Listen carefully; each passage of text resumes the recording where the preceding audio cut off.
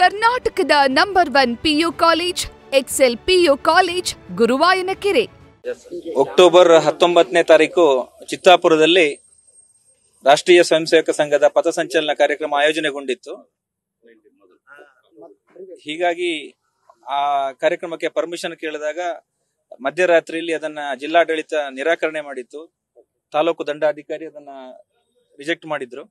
ಅದರ ವಿರುದ್ಧ ಹೈಕೋರ್ಟ್ ನಲ್ಲಿ ರಿಟ್ ಅರ್ಜಿ ಸಲ್ಲಿಸಿ ಭಾನುವಾರ ದಿವಸ ಹಿಯರಿಂಗ್ ಆದಾಗ ಮಾನ್ಯ ಉಚ್ಚ ನ್ಯಾಯಾಲಯದ ಏಕಸದಸ್ಯ ಪೀಠ ನೀವು ಇನ್ನೊಂದು ದಿವಸ ಮಾಡಬಹುದು ಅನ್ನುವಂತ ಒಂದು ಪ್ರಶ್ನೆಯನ್ನು ನಮಗೆ ಕೇಳಿದಾಗ ನಾವು ಎಲ್ಲರಿಗೂ ಅನುಕೂಲ ಆಗೋದಾದ್ರೆ ನಾವು ಇನ್ನೊಂದು ದಿವಸ ಮಾಡ್ಲಿಕ್ಕೆ ತಯಾರಿದ್ದೀವಿ ಅಂತೇಳಿ ಡೇಟ್ ಅನ್ನು ಕೊಟ್ವಿ.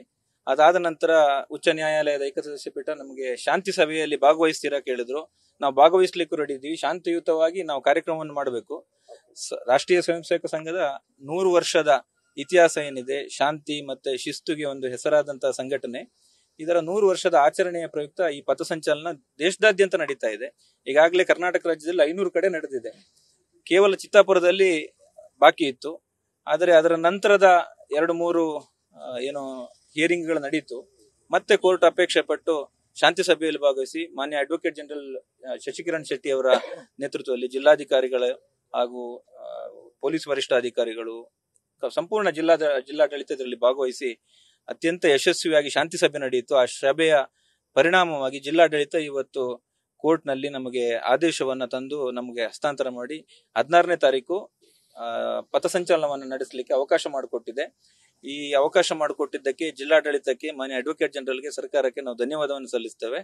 ಮತ್ತು ಶಾಂತಿಯುತವಾಗಿ ಈ ಹಿಂದೆ ಹೇಳಿದ ಹಾಗೆ ಅತ್ಯಂತ ಸೌಹಾರ್ದತೆಯಿಂದ ಶಾಂತಿಯುತವಾಗಿ ಈ ಕಾರ್ಯಕ್ರಮವನ್ನು ನಡೆಸಬೇಕು ಅಂತ ಆಯೋಜಕರೆಲ್ಲ ತೀರ್ಮಾನ ಮಾಡಿದ್ದಾರೆ.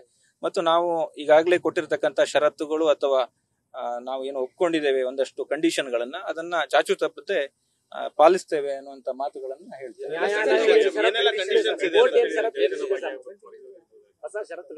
3 ಗಂಟೆಯಿಂದ 5:15 ತನಕ ಕಾರ್ಯಕ್ರಮವನ್ನು ಆ ದಿವಸ ಪಥಸಂಚಲನ ನಡೆಸಬಹುದು, ಸಭೆ ಸೇರಿದಂತೆ ಅಂತ ಹೇಳಿದೆ.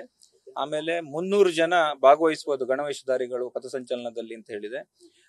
ಜೊತೆಗೆ 50 ಜನ ಘೋಷ್ ಏನು ಸಂಘದ ಬ್ಯಾಂಡ್ ಸೆಟ್ ಏನಿದೆ ಅದರಲ್ಲಿ ವಾದಕರ ಟೀಮ್ ಕೂಡ ಇರಬಹುದು ಅನ್ನುವಂಥದ್ದನ್ನ ಅವಕಾಶ ಮಾಡಿಕೊಟ್ಟಿದೆ.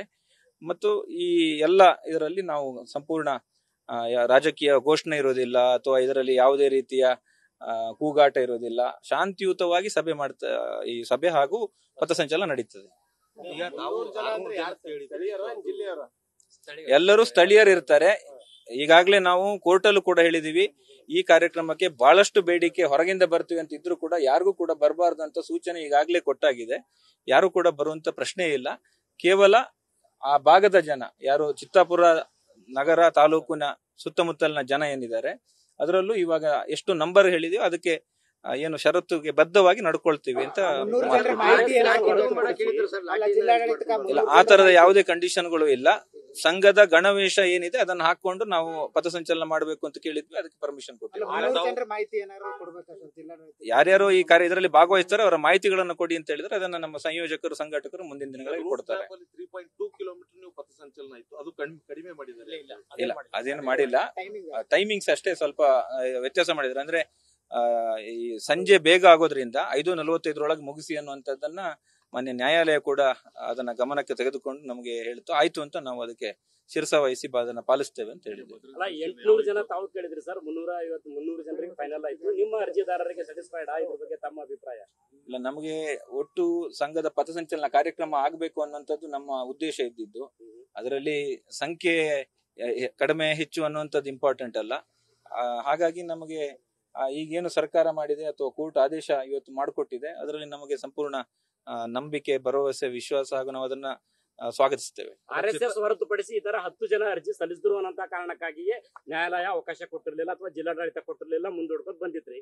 ಈಗ ಆ ಅರ್ಜಿದಾರರು ಏನಾಯ್ತು ವಿಚಾರ ನೋಡಿ. ರಿಟ್ ಪಿಟಿಷನ್ ನಲ್ಲಿ ಕೇವಲ ರಾಷ್ಟ್ರೀಯ ಸ್ವಯಂ ಸೇವಕ ಸಂಘದ ಪರವಾಗಿ ಅರ್ಜಿ ಸಲ್ಲಿಸಲಾಗಿತ್ತು ಮತ್ತು ಈ ಅರ್ಜಿಯಲ್ಲಿ ಬೇರೆ ಯಾರು ಕೂಡ ಪಾರ್ಟಿ ಇರಲಿಲ್ಲ. ಅವ್ರು ಯಾರು ಕೂಡ ಪ್ರತಿವಾದಿಗಳಾಗ್ಲಿ ಅಥವಾ ಅವರದ ಯಾವುದೇ ಅರ್ಜಿಗಳು ಇರಲಿಲ್ಲ. ಮಾಧ್ಯಮದಲ್ಲಿ ಅಥವಾ ಹೊರಗಡೆ ಸಾಮಾಜಿಕ ಜಾಲತಾಣಗಳಲ್ಲಿ ಮಾತಾಡಿದ ತಕ್ಷಣ ಅಥವಾ ಯಾವುದೋ ಹೋರಾಟ ಮಾಡಿದ ತಕ್ಷಣ ಅದನ್ನ ನ್ಯಾಯಾಲಯ ಪರಿಗಣಿಸುವುದಿಲ್ಲ ಅಂತ ಆಲ್ರೆಡಿ ಹಿಂದಿನ ಹಿಯರಿಂಗ್ ಗಳಲ್ಲಿ ಕೋರ್ಟ್ ಕೂಡ ಹೇಳಿದೆ. ಮತ್ತು ಅವರನ್ನ ಅದೇನಾದ್ರೂ ಇದ್ರೂ ಕೂಡ ಜಿಲ್ಲಾಡಳಿತ ಅವ್ರ ಜೊತೆಗೆ ಸಪರೇಟ್ ಆಗಿ ಅವರು ಬಗೆಹರಿಸ್ಕೊಳ್ತೀವಿ, ನಾವು ಅದನ್ನ ಅವ್ರ ಜೊತೆ ಪ್ರತ್ಯೇಕವಾಗಿ ವ್ಯವಹರಿಸ್ತೀವಿ ಅಂತ ಈಗಾಗಲೇ ಶಾಂತಿ ಸಭೆಯಲ್ಲೂ ಹೇಳಿದ್ದಾರೆ, ಕೋರ್ಟಿಗೂ ಹೇಳಿದ್ದಾರೆ. ಹಾಗಾಗಿ ಅದು ನಮಗೆ ಸಂಬಂಧಪಟ್ಟ ವಿಷಯ ಅಲ್ಲ. ಆದ್ರೂ ನಾವು ಹೇಳ್ತೇವೆ, ಬೇರೆ ಯಾರೇ ಈ ತರ ಏನಾದ್ರು ಕಾರ್ಯಕ್ರಮ ಮಾಡೋದಾದ್ರೂ ಕೂಡ ಮಾಡ್ಲಿ, ಅದಕ್ಕೂ ಕೂಡ ಅವಕಾಶ ಕೊಡ್ಲಿ ಅಂತ ಅವ್ರ ಪರವಾಗಿನೂ ನಾವು ಹೇಳ್ತೀವಿ. ನಮಗೆ ಯಾವುದೇ ತೊಂದರೆ ಇಲ್ಲ, ಬೇರೆಯವ್ರು ಯಾರು ಮಾಡಿದ್ರು ತೊಂದರೆ ಇಲ್ಲ. ಚಿತ್ತಾಪುರ ಪಥಸಂಚಲನ ರಾಜಕೀಯ ತಿರುವು ಪಡೀತಾ ಅನ್ನೋದು ಅಂದ್ರೆ ಮೊದ್ಲಿಂದನೂ ಕೂಡ ಅನುಮತಿ ನಿರಾಕರಣೆ ಮಾಡೋದು ಬೇರೆ ಕಡೆ ಎಲ್ಲ ಕಡೆ ಆಗಿತ್ತು. ಕೋರ್ಟ್ ನಲ್ಲಿ ಹೇಳಿರುವ ಕಾರಣಗಳಷ್ಟೇ ನಮಗೆ ಕಾಣ್ತಾ ಇದೆ. ಅದು ಕಾನೂನು ಸುವ್ಯವಸ್ಥೆ ವಿಷಯ ಅಂತ ಹೇಳಿದ್ರು. ಇವತ್ತೀಗ ಆ ವಿಷಯವನ್ನ ಮೀರಿ ಸಂಪೂರ್ಣ ರಕ್ಷಣೆ ಭರವಸೆಯೊಂದಿಗೆ ಮುಂದೆ ಹೋಗ್ತಾ ಇದೆ. ಈಗ ಹಿಂದಿನ ವಿಚಾರಗಳನ್ನ ನಾವು ಮಾತಾಡೋದು ಅಷ್ಟು ಸೂಕ್ತ ಅಲ್ಲ, ಯಾವ್ದು ಬೇಕಾಗುವುದಿಲ್ಲ. ಕೋರ್ಟ್ ಹೊರಗಡೆ ಬಹಳ ಚರ್ಚೆ ಆಗಿತ್ತು, RSS ಗೆ ನೋಂದಣಿನೇ ಇಲ್ಲ, ಹಾಗಾಗಿ ಕೊಡಬಾರ್ದು ಅಂತ. ನ್ಯಾಯಾಲಯದಲ್ಲಿ ಆ ವಿಚಾರ ಏನಾದ್ರು ಪ್ರಸ್ತಾಪ ಆಯ್ತಾ? ಇಲ್ಲ, ಈ ತರದ ವಿಷಯ ಯಾವುದು ಬಂದಿಲ್ಲ. ದಯವಿಟ್ಟು ಯಾರು ಕೂಡ ಈ ತಪ್ಪು ಕಲ್ಪನೆಯಲ್ಲಿ ಇರಬೇಡಿ. ನ್ಯಾಯಾಲಯದಲ್ಲಿ ಕೇವಲ ಚರ್ಚೆ ಆಗಿರತಕ್ಕಂಥದ್ದು ಕಾನೂನು ಸುವ್ಯವಸ್ಥೆ. ಅಲ್ಲಿ ಬೇರೆ ಸಂಘಟನೆಗಳು ಕೇಳ್ತಾ ಇದ್ದಾರೆ ಅಥವಾ ಅಲ್ಲಿ ಒಂದು ಉದ್ವಿಗ್ನ ಸ್ಥಿತಿ ನಿರ್ಮಾಣ ಆಗುವಂತಹ ಸಂದರ್ಭವಿದೆ ಅಂತ, ಅದನ್ನು ಭರಿಸ್ತೇವೆ ಅನ್ನುವಂತಹ ಭರವಸೆ ಜಿಲ್ಲಾಡಳಿತಕ್ಕಿದೆ. ನಾವು ಅದಕ್ಕೆ ಸೂಕ್ತ ಭದ್ರತೆ ಬಂದೋಬಸ್ತ್ ಕೊಟ್ಟು ಬಿಟ್ಟು ಈ ಕಾರ್ಯಕ್ರಮವನ್ನು ಮಾಡ್ಲಿಕ್ಕೆ, ಆಯೋಜನೆ ಮಾಡ್ಲಿಕ್ಕೆ ಏನು ತೊಂದರೆ ಇಲ್ಲ ಅಂತ ಇವತ್ತು ಆದೇಶ ಮಾಡಿದ್ದಾರೆ. ಬೇರೆಯವರಿಗೆಲ್ಲ ಕೇಳಿದವರಿಗೆಲ್ಲ ಬೇರೆ ದಿವಸ ಕೊಡೋದ್ರಿಂದ ಅವರ ಸಮಸ್ಯೆಯು ಪರಿಹಾರ ಆಗ್ತದೆ. ಹಾಗಾಗಿ ಇಲ್ಲಿ ಯಾರಿಗೂ ಕೂಡ ತೊಂದರೆನೂ ಆಗಿಲ್ಲ, ಯಾರಿಗೂ ಕೂಡ ನಷ್ಟನೂ ಆಗ್ಲಿಲ್ಲ. ಇಲ್ಲ ಇಲ್ಲ, ನಮಗೆ ಪಥಸಂಚಲನ ಆಗೋದು ಮುಖ್ಯ ಉದ್ದೇಶ ಆಗಿತ್ತು. ಅದು ದೇಶದಾದ್ಯಂತ ಆಗಿದೆ, ಇಲ್ಲೂ ಆಗ್ಬೇಕಿತ್ತು, ಇಲ್ಲೂ ಆಗ್ತಾ ಇದೆ. ಬಹಳ ಸಂತೋಷ ಇದೆ ಎಲ್ರಿಗೂ. ಕೋರ್ಟ್ ಅಲ್ಲಿ ಬಹಳ ದೊಡ್ಡ ಮಟ್ಟದ ಷರತ್ತುಗಳೇನು ಬರಲಿಲ್ಲ, ತಾವು ಒಪ್ಕೊಳ್ಳದೆ ಇರುವಂತ ಷರತ್ತುಗಳೇನು ಬರಲಿಲ್ಲ. ಇಷ್ಟೇ ಆಗ್ಬೋದು ಅನ್ನೋದಾದ್ರೆ ಜಿಲ್ಲಾಡಳಿತನೇ ಮಾಡ್ಬಿಡ್ಬೋದಲ್ಲ, ಅನುಮತಿ ಕೊಟ್ಟು ಬಿಡ್ಬೋದಿತ್ತಲ್ಲ ಅಂತ. ಅಲ್ಲ, ಜಿಲ್ಲಾಡಳಿತ ಕೊಡಬೇಕಂದ್ರೆ ಸ್ಥಳೀಯವಾಗಿ ಒಂದಷ್ಟು ಬೇರೆ ಬೇರೆ ಸಮಸ್ಯೆಗಳು, ರಾಜಕೀಯ ಒತ್ತಡಗಳು ಎಲ್ಲವೂ ಇರ್ತವೆ. ಅದನ್ನ ಎಲ್ಲವನ್ನ ಮೀರಿ ಮಾಡ್ಬೇಕು ಅಂತಾದಾಗ ಸ್ವಲ್ಪ ಈ ತರ ಶಾಂತಿ ಸಭೆನೋ ಅಥವಾ ಏನಾದ್ರು ಪರಿಹಾರ ಆಗ್ಬೇಕಾಗತ್ತೆ. ಏನು ಇದಾಗದೇ ಇದ್ರೆ ಕೋರ್ಟ್ ಅಲ್ಲಿ ಆಗ್ಬೇಕಿತ್ತು, ಅಥವಾ ಕೋರ್ಟ್ ಇದನ್ನ ನೀವೇ ಬಗೆಹರಿಸ್ಕೊಂಡು ಬನ್ನಿ ಅಂತ ಒಂದು ಸಜೆಷನ್ ಕೊಟ್ಟಾಗ ನಮ್ಗೆಲ್ರಿಗೂ ಒಂದು ಜವಾಬ್ದಾರಿ, ಒಂದು ಕರ್ತವ್ಯ ಇರ್ತದೆ. ಒಂದು ಕೂತು ಅಕ್ರಾಸ್ ದ ಟೇಬಲ್ ಏನು ಕೂತು ಅಥವಾ ಒಂದು ಶಾಂತಿ ಸಭೆಯಲ್ಲಿ ಭಾಗವಹಿಸಿ ಸೌಹಾರ್ದತೆಯಾಗಿ ಅದನ್ನ ಬಗೆಹರಿಸುವಂತ ಜವಾಬ್ದಾರಿ ಇರ್ತದೆ. ಅದನ್ನ ಮಾಡಿದ್ದೇವೆ. ಹಾಗಾಗಿ ನಾವು ರಾಜ್ಯದ ಅಡ್ವೊಕೇಟ್ ಜನರಲ್ಗೆ, ಈ ಜಿಲ್ಲೆಯ ಜಿಲ್ಲಾಧಿಕಾರಿಗಳಿಗೆ, ಪೊಲೀಸ್ ವರಿಷ್ಠಾಧಿಕಾರಿಗೆ, ಇಲ್ಲಿಯ ಲೋಕಲ್ ಇನ್ಸ್ಪೆಕ್ಟರ್ ಇರ್ಬೋದು, AC ಇರ್ಬೋದು, ತಹಶೀಲ್ದಾರ್ ಇರ್ಬೋದು, ಬಹಳ ಅತ್ಯಂತ ಗೌರವದಿಂದ, ಬಹಳ ವಿಶ್ವಾಸದಿಂದ ನಮ್ಮ ಜೊತೆಗೆ ವ್ಯವಹರಿಸಿದ್ದಾರೆ. ಅವರ ಸಹಕಾರವನ್ನು ಮುಂದೆ ಕೂಡ ನಿರೀಕ್ಷಿಸ್ತೇವೆ. ಆಚೆ ಉಳಿದ ಸಂಘಟನೆಗಳು ಈಗ ನವೆಂಬರ್ 16 ನಿಮ್ಗೆ ಏನು ಅನುಮತಿ ಸಿಕ್ಕರೆ ನಾವು ಅವತ್ತೇ ಮಾಡ್ತೀವಿ ಅನ್ನೋ ಅವ್ರು ಪರ್ಟಿಕ್ಯುಲರ್ ಡೇಟ್ ಕೇಳಿಲ್ಲ ಸರ್. ಉಳಿದ ಸಂಘಟನೆ ಅವರು RSS ಗೆ ಯಾವ ಡೇಟ್ ಅನುಮತಿ ಕೊಡ್ತಾರೋ ಅವತ್ತೇ ನಮಗೆ ಕೊಡಿ. ಬೇರೆ ಸಂಘಟನೆಗಳ ಬಗ್ಗೆ ನಾವು ಯಾರು ಮಾತಾಡುವುದಿಲ್ಲ, ಯಾಕೆಂದ್ರೆ ಕೋರ್ಟ್ ನಲ್ಲಿ ಅವ್ರು ಯಾರು ಪಾರ್ಟಿನೂ ಅಲ್ಲ. ಅವರ ಬಗ್ಗೆ ನಮಗೆ ಯಾವುದೇ ರೀತಿಯ ಸಂಪರ್ಕ, ಸಂಬಂಧ ಅಥವಾ ಯಾವುದೇ ಮಾತುಕತೆನೂ ಇಲ್ಲ. ಬರೀ ಬೇರೆಯವರೆಗೂ ಕೊಡಿ, ಅವರು ಮಾಡ್ಲಿ. ಈ ದೇಶ ಪ್ರಜಾಪ್ರಭುತ್ವ ರಾಷ್ಟ್ರ. ಈ ದೇಶದಲ್ಲಿ ಪ್ರತಿಯೊಬ್ಬನಿಗೆ ಇಲ್ಲ, ಅದನ್ನೆಲ್ಲ ಜಿಲ್ಲಾಡಳಿತ, ಪೊಲೀಸ್ ವರಿಷ್ಠಾಧಿಕಾರಿಗಳು ನೋಡ್ಕೊಳ್ತಾರೆ. ಅದು ನಾವು ಒಟ್ಟು ವ್ಯವಸ್ಥೆ ದೃಷ್ಟಿಯಿಂದ ನಮ್ಮ ಸ್ವಯಂ ಸೇವಕರನ್ನು ಕೂಡ ನಿಯುಕ್ತಿ ಮಾಡಿ ಪಥಸಂಚಲನ ಯಶಸ್ವಿ ಆಗ್ಲಿಕ್ಕೆ ಸಹಕರಿಸ್ತೀವಿ ಅಂತ ನಾವು ಹೇಳಿದ್ವಿ. ನ್ಯೂಸ್ ಫಸ್ಟ್, ನಿರ್ಭೀತಿಯಿಂದ ನಿಮ್ಮ ಪರವಾಗಿ.